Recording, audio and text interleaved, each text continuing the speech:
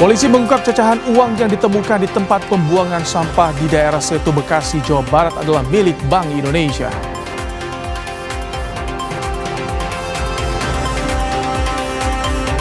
John Herdman bertemu operator Liga Super membahas kebutuhan timnas dan agenda Liga Domestik.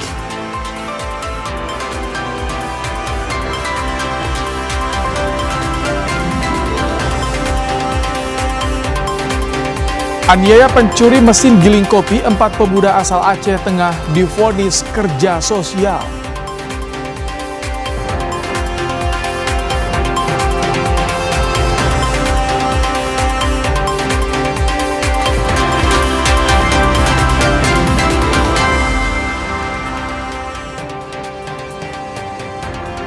Halo, selamat malam saudara. Anda kembali menyaksikan program Kompas Malam bersama saya Rahmat Ibrahim.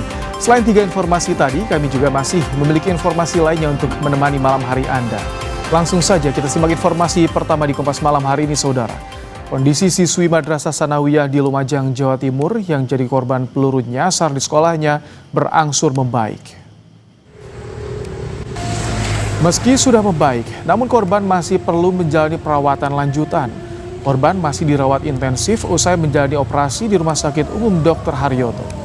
Operasi dilakukan untuk mengangkat peluru dari tubuh korban.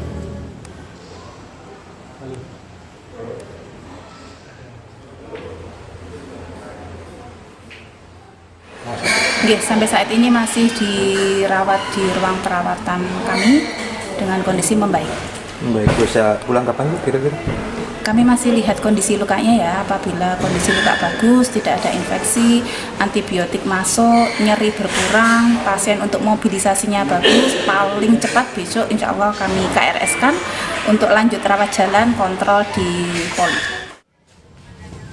Sementara itu pihak kepolisian masih harus melakukan uji balistik untuk memastikan kepemilikan proyektil peluru tersebut. Sebelumnya seorang siswi Madrasah Sanawiyah di Lumajang, Jawa Timur menjadi korban peluru nyasar di sekolahnya. Korban yang tengah bermain bersama temannya di lantai 2 sekolah tiba-tiba merasa sakit di bagian paha.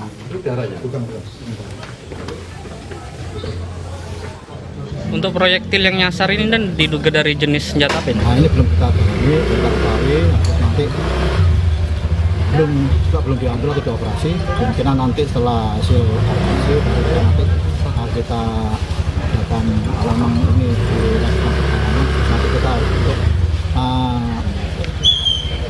untuk terlapor uji balistik. Setelah kericuhan terjadi antar supporter usai laga Persibas Banyuwangi kontra Persak Kebumen di babak 8 besar Liga 4 Jawa Tengah pada Rabu sore.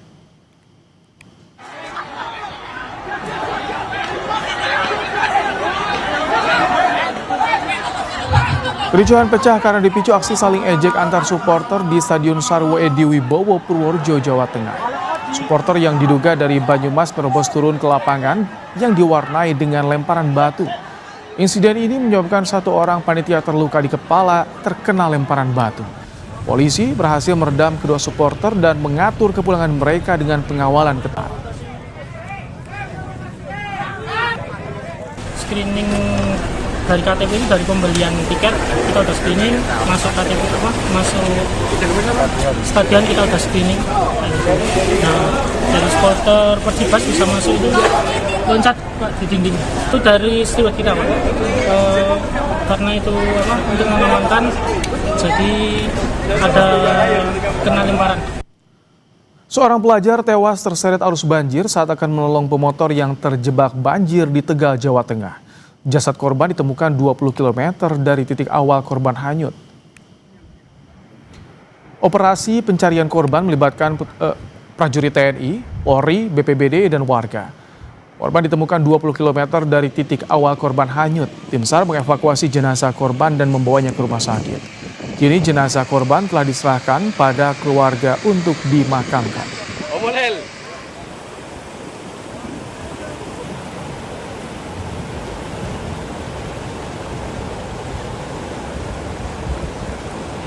Terjadinya itu banjir itu karena nolong orang, karena udah nolong tapi dia malah yang ke bawah arus banjir. Ya langsung ke jalan dulu, ke jalan langsung ke bawah. Salurannya ya, aslinya dari jalan dulu sih. Inilah detik-detik saat sang pelajar membantu menyeberangkan sepeda motor yang terjebak banjir di Jalan Raya Bojongguci, Kabupaten Tegal, Jawa Tengah. Tak kuasa menahan derasnya arus, sang pelajar akhirnya terjatuh dan terseret arus banjir.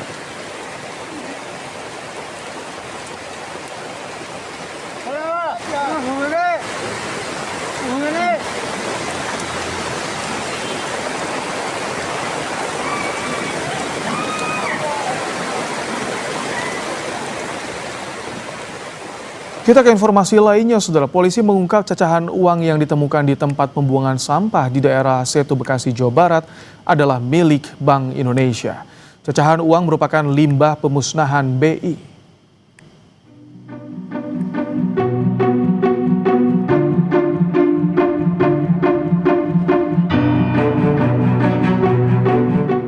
Misteri penemuan cacahan uang di tempat pemilahan sampah di Desa Taman Rahayu, Bekasi, Jawa Barat menemui titik terang. Kapolres Kota Bekasi, Kombes Sumarni, mengatakan bahwa cacahan uang 100.000 dan 50.000 yang ditemukan adalah milik Bank Indonesia. Cacahan uang itu merupakan limbah pemusnahan BI. Selanjutnya, bersama Bank Indonesia, polisi juga akan menginvestigasi alasan sisa pemusnahan uang dibuang di tempat tersebut. Memang itu cacahan yang untuk dimusnahkan, ya, uang cacahan untuk dimusnahkan dari BI karena alasannya uang lama, ya, uang lama yang memang secara periodik untuk dimusnahkan. Bahwa selama ini memang harusnya dikelola sudah berjalan, sudah beberapa bulan yang lalu sudah berjalan dan dibuang ke Bantar Gebang, ya, ke Bantar Gebang untuk dilakukan pemusnahan lebih lanjut. Bank Indonesia yang menemui temuan cacahan uang kertas tersebut memastikan bahwa cacahan uang yang ditemukan adalah uang asli. BI menyebut uang itu telah lebih dulu disortir untuk kemudian dimusnahkan. Itu adalah uang asli dan juga sekaligus menepis kemungkinan ataupun berita-berita bahwa tumpukan itu adalah berasal dari uang palsu ataupun uang dari bentuk-bentuk kejahatan yang lain. Kita sedang akan melakukan pendalaman kenapa hal itu sampai di TPA yang dimaksud. Sebelumnya polisi telah menyita 21 karung berisi cacahan uang dengan nominal 100.000 dan 50.000 rupiah dari tempat pembuangan sampah di Bekasi. Kini polisi masih menyelidiki alasan dibuang cacahan uang milik Bank Indonesia ke tempat pembuangan sampah. Tim Liputan, Kompas TV.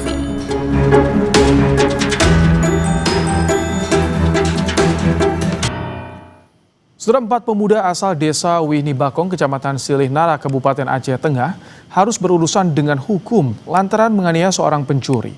Jaksa penuntut umum menilai mereka melakukan tindak pidana kekerasan terhadap anak di bawah umur.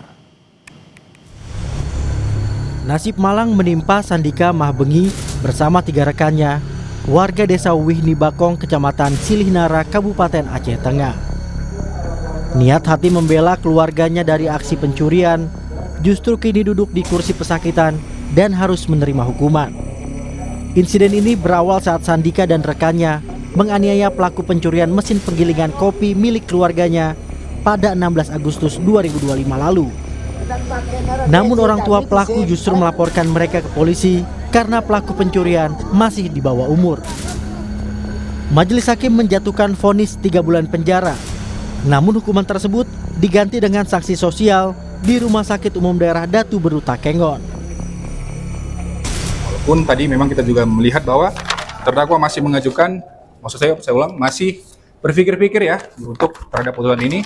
Kita tunggu 7 hari bagaimana nanti apakah mengajukan upaya hukum atau tidak. Begitu juga dengan jaksa tadi mengatakan berpikir-pikir dulu, belum menerima, jadi putusan ini belum berkekuatan hukum tetap ya.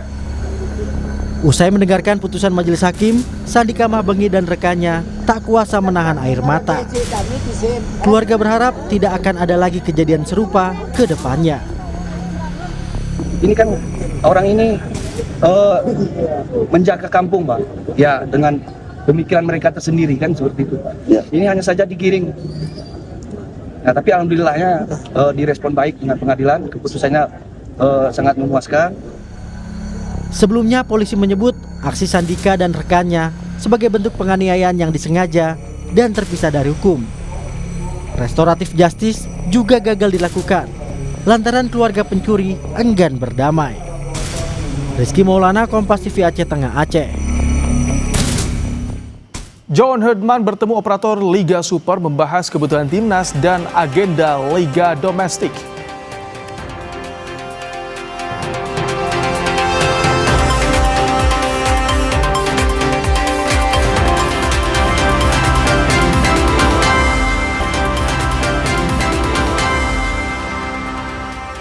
Setelah timnas futsal Indonesia melaju ke babak final usai mengalahkan timnas Jepang di Indonesia Arena pada Kamis malam.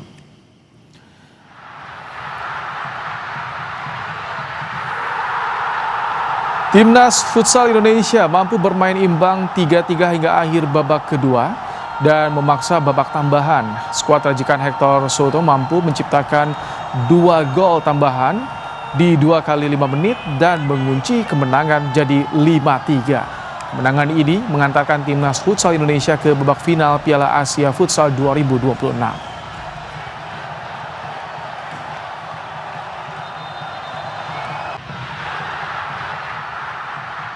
Setelah Ketua Badan Tim Nasional Sumarji kecewa dengan sanksi oleh Komite Disiplin FIFA yang menimpa dirinya. Sanksi berupa larangan mendampingi timnas dalam 20 pertandingan dan denda 324 juta rupiah.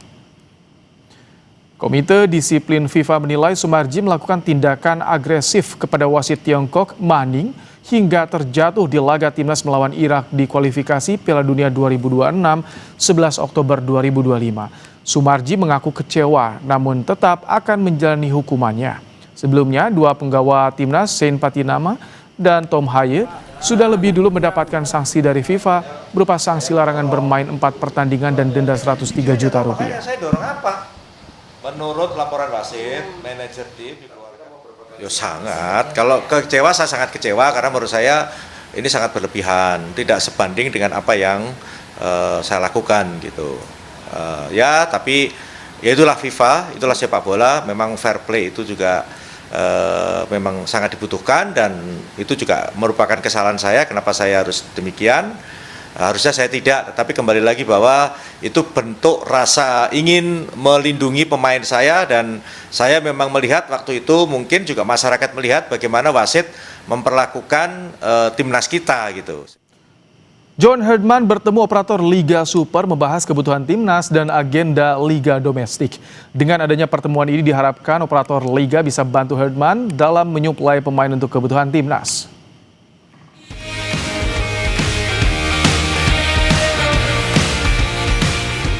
John Herdman tancap gas mempersiapkan timnas Indonesia menghadapi agenda penting di tahun 2026, termasuk FIFA Series di Maret mendatang. Salah satu langkah Herdman mendatangi operator Liga Domestik membahas penyesuaian kebutuhan timnas dengan agenda Liga. Bersama Direktur Teknik PSSI, Alexander Zwiers, Herdman berdiskusi dengan petinggi I-League, berbicara penyelarasan agenda kompetisi domestik dan kebutuhan timnas. Dalam keterangannya, Herdman bilang ini merupakan kesempatan yang sangat baik untuk berkolaborasi dengan I-League. Kami memiliki tujuan yang sama, yakni memperkuat Liga dan tim nasional. Kualitas Liga Domestik akan berpengaruh pada kemajuan timnas Indonesia. Ketua Badan Timnas Sumarji menyambut baik banyaknya pemain diaspora yang bergabung ke Liga Super. Sumarji yakin kedatangan mereka bisa membawa perubahan signifikan pada Liga Domestik. Pertama saya ucapkan selamat datang, welcome kepada anak-anak saya, adik-adik saya yang tadinya main di Eropa, sekarang bermain di Super League di kita. Selamat datang di Liga Indonesia. Dan seperti itulah liga kita. Harapan saya dengan mereka ada bergabung, ada Ivar yang baru datang, ada Sen yang juga baru datang, bisa mengikuti iklim sepak bola kita dan bisa segera beradaptasi dan bisa turut serta memperbaiki liga yang ada di kita, terutama kualitas permainan kita agar supaya bisa lebih baik lagi. Analis sepak bola Muhammad Kusnaini menilai sejauh ini pemain diaspora yang datang ke Super League sudah on the track. Kusnaini berharap pemain diaspora yang bergabung ke Liga Super bisa menularkan ilmu dan teknologinya ke pemain lokal. Tapi saya tetap melihat bahwa pemain-pemain ini masih di track yang cukup baik ya. Memang ada satu dua yang harus disebut agak terpengaruh dengan attitude yang ditunjukkan oleh beberapa pemain lokal mulai mengikuti gitu ya. Saya justru berharap pemain-pemain ini bisa menjadi contoh bagi yang lain ya, bukan sebaliknya malah meniru apa yang mereka lihat di sini. Karena mereka diharapkan membawa perubahan kultur, disiplin yang kuat, respect terhadap perangkat pertandingan, respect terhadap lawan. Itu yang kita tunggu dari mereka agar menular ke pemain lokal. Sederet langkah taktis dilakukan Hurtman meracik timnas Indonesia. FIFA Series akan jadi ujian perdana John Hurtman. Tim Liputan, Kompas TV. Ya, bagaimana pengaruh pertemuan John Hurtman dengan operator liga terhadap timnas Indonesia? Kita bahas bersama dengan mantan pelatih timnas Indonesia, Neil Maizar. Selamat malam, Coach Neil. Selamat malam, Bang. Coach, ini biasanya jika pelatih timnas bertemu dengan operator liga, itu apa saja yang dibahas, Coach? Biasanya sih tentang kebutuhan pemain untuk timnas, Bang. Karena selama ini kan kalau ada FIFA FIFA Matchday atau turnamen-turnamen kan klub itu kan jarang mau memberikan pemainnya untuk kebutuhan tim nasional. Karena klub juga butuh pemain itu untuk untuk bermain di kompetisi yang dia inginkan. Karena pasti pemain-pemain kunci dia itu, Bang, di klub itu. Jadi dia jarang untuk memberikan ke tim nasional. Nah, mungkin pembicaraan ini mungkin menyangkut itu, karena kan kalau pemain ini bisa dimainkan untuk tim nasional, coach dari John Hurtman ini akan lebih mudah. Karena FIFA Series-nya kan tinggal tanggal 18 hari lagi. Kalau misalnya FIFA Series-nya memulai tanggal 23, itu harus bersiap minimal 1 week before game itu. Dan ini kalau memang semua pemain Liga Super ini bisa dimainkan, wah ini luar biasa buat tim nasional. Mungkin ini itu yang dibicarakan. Biasanya kan klub yang agak susah kalau bukan masuk kalender FIFA ya, Coach ya. Itu gontok-gontokannya bagaimana pelatih dengan klub biasanya, Coach? Iya, karena kan pelatih ini kan mempunyai ego tersendiri, Bang. Kalau tim dia kalah, itu yang disalahin adalah pelatih, karena owner ya, pemegang dia nggak akan memikirkan bahwa untuk tim nasional, jarang sih ya. Karena pelatih ini kan misalnya nih Persija main lawan Persib Bandung, terus beberapa pemain kuncinya bermain di tim nasional, dan pelatihnya tidak merasa aman untuk permainan tersebut, sehingga ketika dibutuhkan pemainnya 1 atau 2 untuk tim nasional, pasti pelatih akan meminta perubahan jadwal supaya ditunda, supaya di-cancel, supaya dialihkan minggu depan.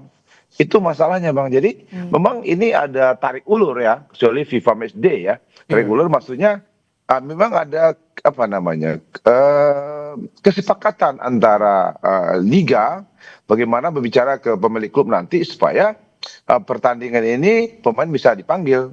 Seperti yang tahun lalu kemarin saya bilang itu malah kompetisinya diberhentikan untuk tetap pemain tim nasional main di pertandingan resmi gitu, seperti yang kemarin di SEA Games kan. Di SEA Games kan itu pertandingan kompetisi diberhentikan, Bang, selama 1 bulan. Berarti ini sebuah langkah yang cukup progresif bagi seorang Hurtman. Setelah dikenalkan 13 Januari, di akhir Januari bertemu dengan operator liga, ini perlu diapresiasi ya, Coach Neil? Ya, kita harus hargai lah. Ini kan artinya John Hurtman ini bagaimana dia melihat permasalahannya dari semua hal ya, semua aspek. Ya, salah satu masalah ini mengenai pemain-pemain yang ada di Liga 1 ini kan tidak semuanya yang bisa dilepaskan. Bahkan dulu ada kesepakatan setiap tim boleh dilepaskan 1 pemain aja. Tapi kan itu tidak menjamin bahwa tim itu lebih hebat. Karena kalau seorang head coach itu, ke tim nasional itu kan dia mungkin butuh pemain 1 atau 2 atau 3 di sebuah tim, nanti kita batasi 1 pemain. Berarti kan tidak relevan gitu loh. Jadi sekarang ini mungkin PSSI harus memberikan semua apa yang diinginkan oleh John Hurtman untuk Indonesia berprestasi lebih bagus. Apakah di suatu klub itu diambil 1 pemain untuk tim nasional, 2 pemain untuk tim nasional, 3 pemain ya terserah dia, jangan dibatasin. Nah, ini baru kesepakatan. Mungkin itu pembicaraan yang mungkin diinginkan oleh John Hurtman, bagaimana sinergi ini Kesepakatan ini bisa berjalan. Apakah nanti ketika butuh tim nasional ini kompetisi diberhentikan 1 minggu atau 2 minggu atau pemain ini distartkan dulu. Nah itu kesepakatan. Nah itu butuh waktu. Tapi kalau saya lihat kalau 23 Maret mulai FIFA Series ya kan tinggal 14 hari lagi. Nah, ini langkah yang positif buat John Herman untuk bisa beradaptasi secara pelan-pelan apa yang harus dilakukannya untuk ke depan. Ini termasuk gelombang diaspora yang mulai banyak yang merapat ke Liga Super juga ini jadi keuntungan. Artinya akan banyak pilihan, klub juga bisa dengan mudah melepas atau bagaimana menurut Anda, Coach? Iya pastilah kalau pemain diaspora yang sudah merapat ke ke Super League Indonesia ini ya itu sangat menguntungkan buat seorang pelatih kepala. Karena dia punya banyak pilihan dan tidak perlu dia harus minta izin ke klubnya seperti bermain di luar negeri. Di Eropa kan kalau tidak FIFA Matchday mereka tidak akan bisa memberikan secara tulus gitu loh Bang. Jadi kalau bersama main di Indonesia ya bisa diatur semua kan kita punya organisasi tersendiri. Jadi memudahkan ya. Sekarang Ivan Jenner udah ke sini, ya Sen Patinama udah ke sini. Itu cukup memberikan keuntungan buat kita. Walaupun secara grade ya sedikit tidak down, sedikit turun lah. Karena di Eropa sama Liga ini kan berbeda. Gitu aja Bang. Tapi diharapkan tentu kehadiran mereka bisa mengangkat level Liga, termasuk dengan pertemuan dengan Herdman ini ya. Coach Neil bisa mengangkat level liga. Iya, saya pikir bisa ya, karena kan sebenarnya kan dia mempunyai karakter dan cara berbeda dalam segala hal. Karena seperti pemain-pemain yang udah bermain di Eropa itu kan cara berpikirnya sedikit berbeda. Terutama disiplin dia, respect dia terhadap pemain, respect dia terhadap pelatih, respect dia terhadap lawan, respect dia terhadap orang-orang di sekitarnya itu kan lebih tinggi.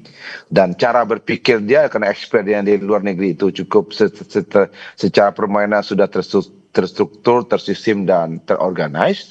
Mungkin transfer knowledge itu bisa mereka lakukan di Indonesia. Bagaimana dia berlatih, mental trainingnya bagaimana dia bermain, mental pertandingannya bagaimana, baik di dalam lapangan, di luar lapangan. Mudah-mudahan itu akan mempengaruhi knowledge-nya ini bisa mentransfer ilmu ke pemain lokal di sekitarnya gitu loh. Kita harapkan begitu, jangan sampai mereka terpengaruh dengan kondisi yang ada di Indonesia. Jangan. Coach Neil Maijar, terima kasih untuk ulasannya di program Kompas Malam hari ini. Terima kasih Coach. Siap, terima kasih. Selamat malam. Setelah 2 warga di Desa Maruyung, Kecamatan Pacet, Kabupaten Bandung mengalami luka-luka setelah diserang macan tutul Jawa. Macan tersebut bahkan sempat masuk ke dalam rumah warga.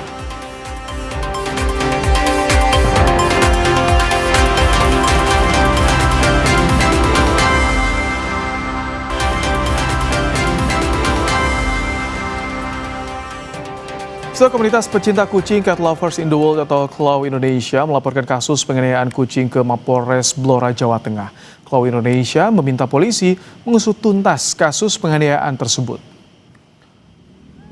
Lewat perwakilannya di Solo, komunitas Cat Lovers in the World atau Claw Indonesia membuat laporan ke Mapolres Blora. Sebelumnya seorang pria menendang kucing saat tengah berolahraga di lapangan Krisdono, Blora, Jawa Tengah.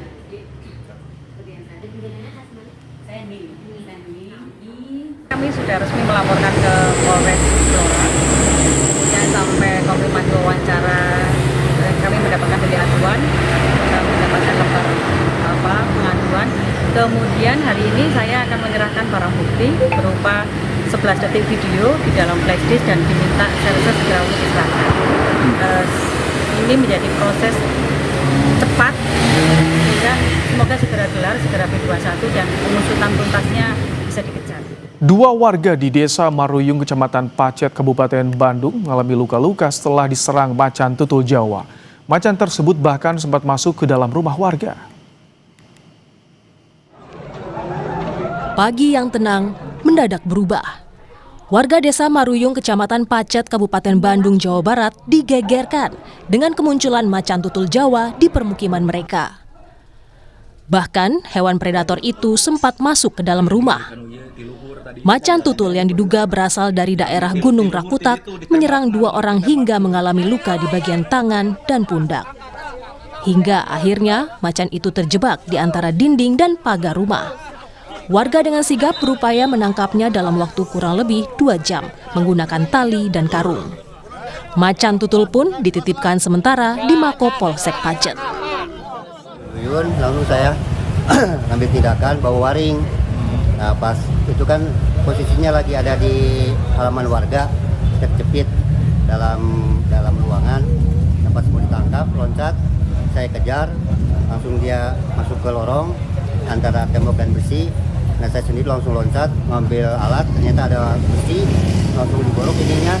Nah, ada kawan, langsung diikat kakinya, kedua-duanya dan wujudnya karena terbentur alat dan ruangan yang di tempat ini tuh susah, jadi perlu ada alat untuk memotong besi. Akhirnya eksekusi selama 2 jam, diikat, langsung potong besinya dan 2 jaring sampai.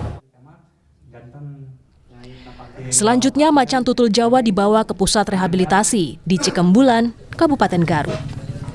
Balai Besar Konservasi dan Sumber Daya Alam Jawa Barat akan mengobservasi macan tutul sebelum kemudian dilepas liarkan. Menurut BKSDA Jabar, wilayah Maruyung di Kabupaten Bandung, tempat ditemukannya macan tutul ini berdekatan dengan habitat aslinya di gunung. BKSDA juga mengapresiasi tindakan warga yang melumpuhkan macan tutul tanpa melukainya. Naufal Rabani, Kompas TV, Kabupaten Bandung, Jawa Barat.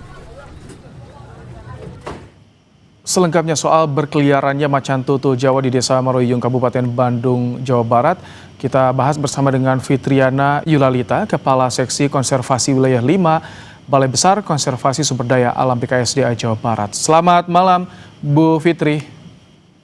Selamat malam. Saat ini sudah berada di Cikembulan, kondisinya bagaimana Bu, macan tutul Jawa yang tadi ditemukan warga? Baik, sejauh ini kami melihat macan tutul dalam kondisi yang baik. Macan tutul ditranslokasikan tadi sore dan kondisinya baik, dia nampak cukup responsif gitu ya terhadap kondisi sekitarnya, jadi kelihatan cukup liar. Kemudian juga nampak sehat dan kemudian juga sudah bisa makan makanan alaminya. Tadi diberi kelinci, dia sudah makan dengan agresif begitu. Sudah tidak stres lagi berarti Bu Fitri ya. Hasil observasi sejauh ini bagaimana Bu? Observasi masih dilakukan ya, karena ini tidak bisa cepat, jadi secara singkat tadi observasi pada saat tim dokter dari Taman Satwa Cikembulan datang itu menyimpulkan bahwa satwa itu merupakan macan tutul Jawa jantan dan dia ada beberapa luka ya karena tadi situasi kondisi darurat, kemudian juga masih merespon secara agresif gitu. Biasanya yang diobservasi apa saja Bu? Apakah termasuk soal kesehatan, kemudian daya tahan tubuhnya, atau apa lagi biasanya Bu?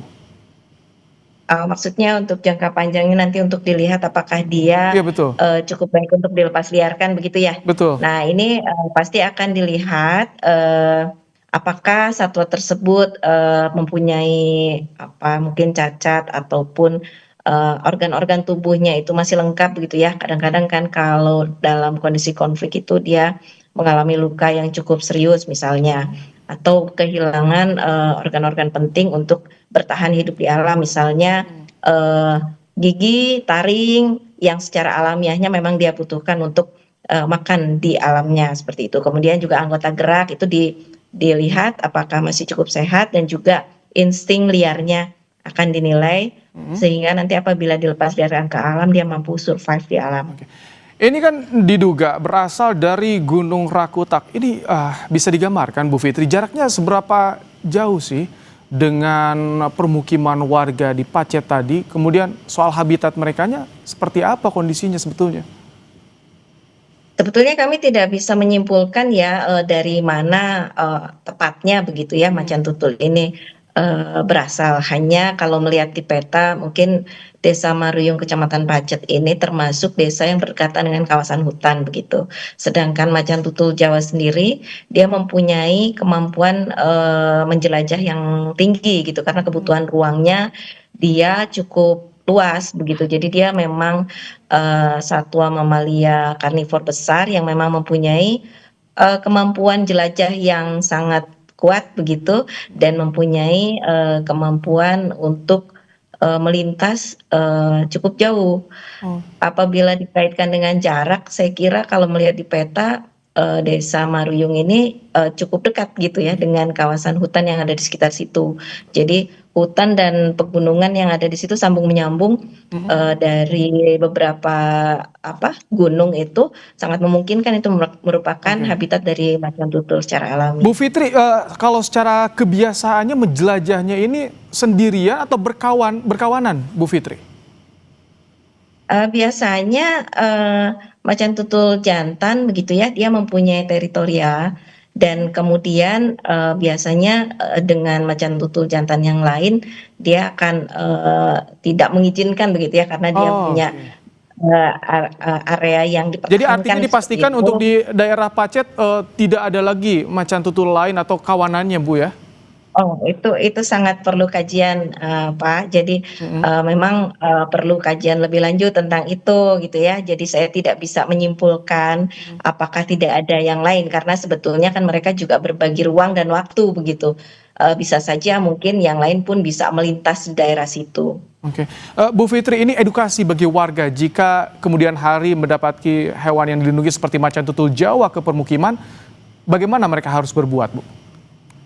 Baik. Mungkin sedikit saya sampaikan ya bahwa macan tutul Jawa ini selain satwa dilindungi, dia juga merupakan satwa yang merupakan identitas Jawa Barat. Ini pernah di SK-kan oleh Gubernur Jawa Barat di tahun 2005. Jadi dia merupakan satwa kebanggaan Jawa Barat sebetulnya dan merupakan satwa endemik di Jawa yang hanya hidup di Jawa. Jadi memang merupakan satu kebanggaan sekaligus juga tanggung jawab ya, sehingga memang kita bersama harus ikut melestarikan satwa ini agar tidak punah begitu. Sehingga tadi sebetulnya kejadian tadi itu menggambarkan bahwa warga itu juga cukup mengerti gitu sehingga berupaya untuk tidak melukai satwa. Nah, pada intinya apabila warga menemui kembali mungkin kejadian satwa dilindungi lain berada di pemukiman tidak hanya macan tutul ya, harapan kami bisa menghubungi call center BPKSD Jawa Barat. Baik, terima kasih Bu Fitriana Yulalita dari BKSDA Jawa Barat telah bergabung di program Kompas Malam hari ini. Terima kasih kembali.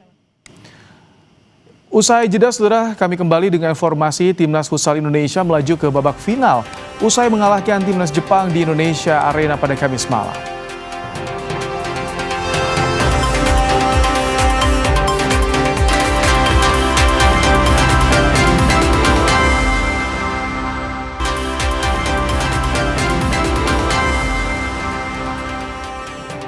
Timnas Futsal Indonesia melaju ke babak final usai mengalahkan Timnas Jepang di Indonesia Arena pada Kamis malam.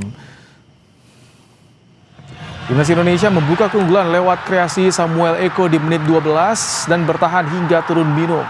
Timnas Futsal Indonesia mampu bermain imbang 3-3 hingga akhir babak kedua dan memaksa babak tambahan. Skuad racikan Hector Souto mampu menciptakan 2 gol tambahan di 2 kali 5 menit dan mengunci kemenangan 5-3. Kemenangan ini mengantarkan Timnas Futsal Indonesia ke babak final Piala Asia Futsal 2026.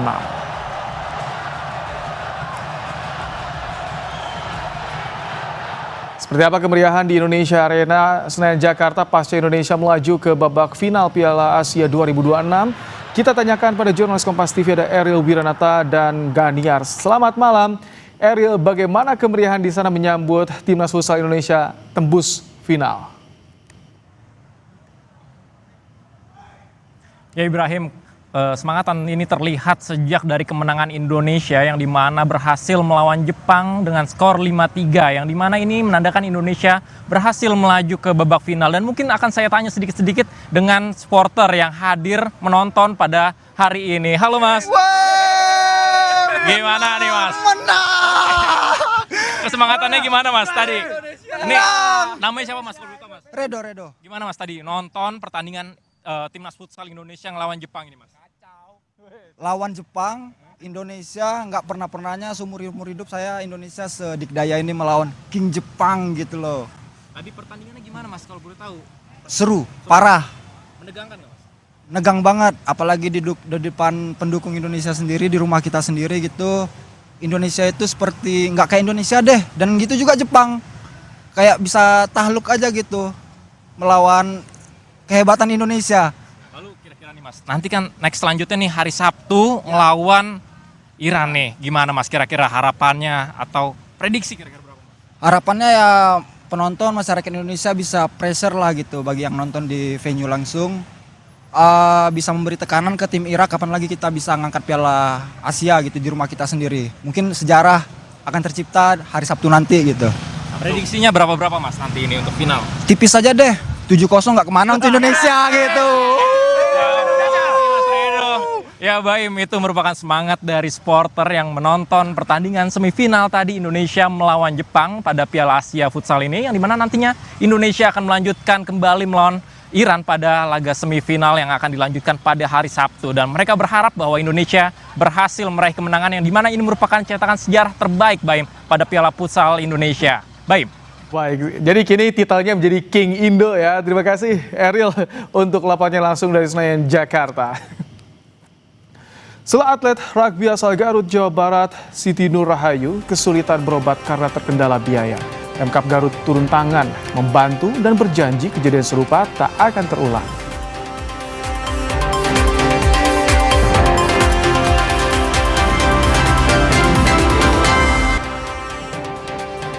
Lubang raksasa di Kecamatan Ketol, Kabupaten Aceh Tengah terus meluas hingga mengancam aktivitas warga. Seperti apa kondisi lubang raksasa di lokasi? Berikut liputan Dipo Nurbahagia dan juru kamera Heri Ardi.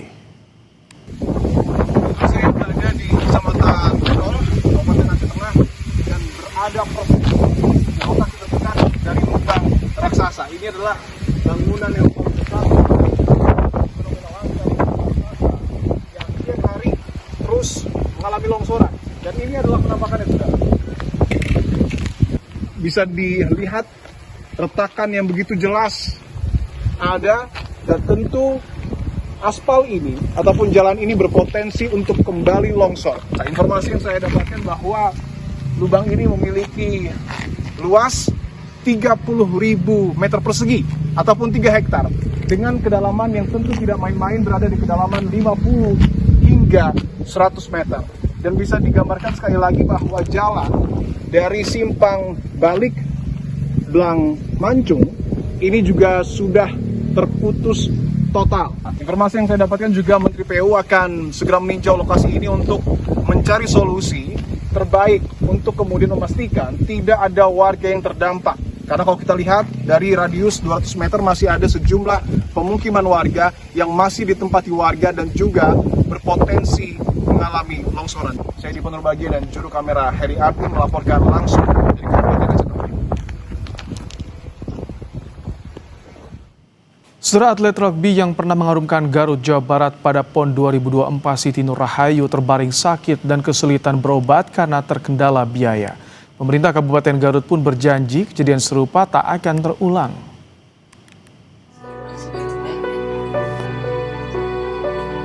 Atlet rugby asal Kampung Seni Baru, Garut, Jawa Barat, Siti Nur Rahayu pernah memperkuat kontingen daerah dalam Pekan Olahraga Nasional PON 2024 di Sumatera Utara dan Aceh. Kini, kondisi Siti memprihatinkan. Ia hanya bisa terbaring lemas karena sakit di bagian usus. Menurut dokter, Siti harus menjalani pengobatan rutin dan operasi. Tapi Siti terkendala biaya hingga BPJS Kesehatan yang tak aktif. Kalau obat kan BPJS saya mati, dari pihak rumah sakit ada orang yang baik gitu kan, udah saya aja yang urus ke rumah gitu kan, luka-lukanya gitu, habis operasiannya. BPJS gak ada yang ngurusin? Nggak ada. Jadi selama ini biaya Sendiri. Sempat ada minta pertanyaan, minta bantuan ke sana, ada BPJS cuma nggak ada gitu, nggak ada kenalan gitu kan, jadi bingung, udah aja sendiri. Sejauh ini dari Pemda maupun dari KONI? Nggak ada.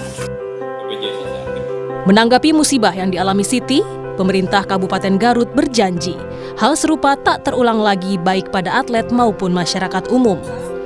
Pemkab Garut membantu mengurus BPJS Kesehatan Siti yang kini sudah aktif. Pemerintah provinsi juga akan menangani. Kita juga alhamdulillah sudah selesai konteks penyiapan terkait dengan kartu kepesertaan BPJS PBI-nya, dan mudah-mudahan dengan cara seperti itu hari ini mereka data, hari ini besok lusa ketika ingin treatment yang berlanjut atas kondisi yang dia dialami hari ini, insya Allah dia akan meringankan beban yang bersangkutan. Artinya insya Allah biaya bahkan sekarang provinsi jika itu barusan yang bersangkutan dibayar oleh Kepala Dinas Provinsi, Kepala Dinas Kesehatan Provinsi, dan akan menurunkan dokter untuk mencek sejauh mana posisi yang dimaksud. Kasus yang menimpa atlet rugbi Siti Nurahayu jadi alarm bagi seluruh pemerintah daerah agar lebih sigap, mendata, dan melindungi atlet berprestasi serta masyarakat kurang mampu. Ridwan Mustafa, Kompas TV, Garut, Jawa Barat. Saudara, dapatkan selalu berita dan informasi terupdate Kompas TV di channel 11 televisi Anda, satu langkah lebih dekat, satu langkah makin terpercaya. Dan terima kasih Anda telah menyaksikan Kompas Malam hari ini. Perbarui terus informasi Anda di Kompas TV dengan 3 botol air mineral 700 ml yang setara dengan 2 liter air untuk 1 hari penuh kesejukan. Saya Rahmat Ibrahim, sampai jumpa.